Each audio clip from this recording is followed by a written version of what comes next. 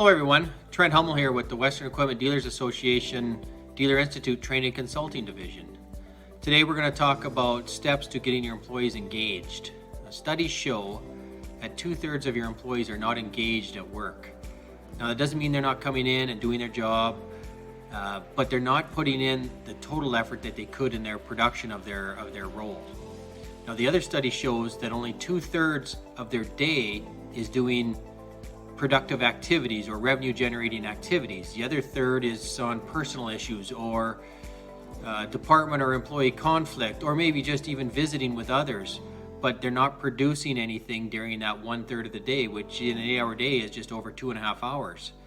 Now if you equate that to payroll expenses, the average dealership has a payroll expense of about $1.5 million. So that means $500,000 in payroll money that you're spending is on time that's not being used to generate anything for the dealership. And now if you equate that even further to net incomes, the net incomes that you're earning is being earned with only 2/3 of the money that you're using for payroll. How much more could you be making without adding any payroll expense if you could just get these people working for the full 8 hours of a day on things that they should be doing versus this other stuff? Now, steps to engagement is all about exactly that, steps, S-T-E-P. The first step is sharing. Share the data, share the financial data of the department, share the metrics. Now, metrics need to be accurate, relevant, and timely for them to be effective. The other thing, the next one is T for training.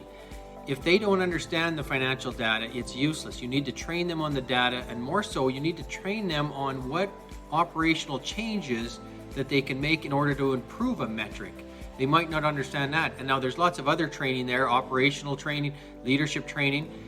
And lots of dealers will say, I don't want to train my people because they might quit me and it's a waste of money.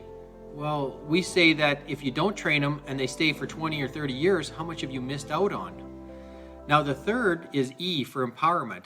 The strange thing about empowerment is when you empower an employee, there's a certain level of accountability that goes with that. They will come to you with more issues than when they weren't empowered. When they're not empowered, they do stuff behind your back only for you to discover later how much it's really going to cost you to get out of that problem. So empowerment is a positive thing in order to get dealers or to get employee interaction and engagement. The third one is paying on performance. After you've showed them the numbers or shared the numbers with them and you've trained them on how to use the numbers and you've empowered them to make changes in their departments, now it's time to pay on performance. So you preset a goal, you set up a incentive structure, and now we're a big fan of incentive structures versus bonuses. Bonuses are paid on nothing. It's just, here's $500 because I like you, and that's it. Incentive means you're earning something towards a goal, or you've hit the goal and you have a certain percentage above that. We're also big fans of team incentives versus individual. Maybe the whole department or the whole location or the whole business, whichever. But a team has a better chance of hitting a goal than an individual. And with that, let's go to work. Thank you very much and stay safe.